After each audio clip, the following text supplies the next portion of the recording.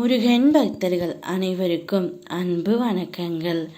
என் அன்பு குழந்தையே, உன்னவரிடமிருந்து நீ விரும்பியவரிடமிருந்து உனக்கு அழைப்பு வர போகின்றது.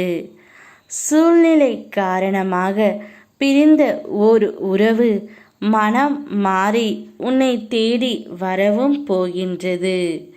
நீ அனுதினமும் என்னிடம் வேண்டிக் கொள்வது, என்னவரை எப்படியாவது என்னுடன் சேர்த்து வையுங்கள் முருகன் அப்பா, எனக்கான நிம்மதியை தாருங்கள் அப்பா என்று தானே வேண்டினாய் தங்கமே.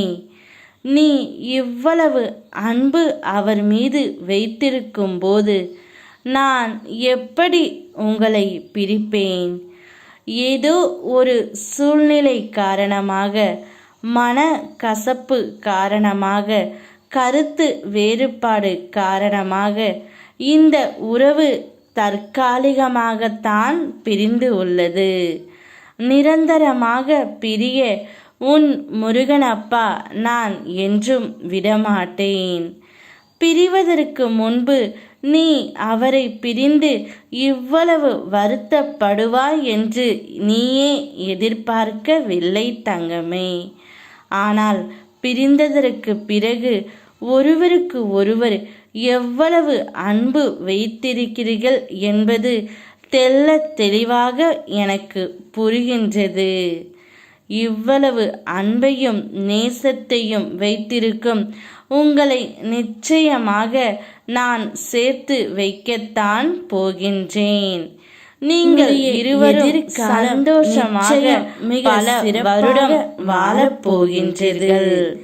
இன்றைய சூழ்நிலையை மனதில் வைத்துக்கொண்டு வாழ்க்கையே வெறுத்து போய் இருக்கின்றாய். இந்த நிலைமை கூடிய விரைவில் மாறவிருக்கின்றது.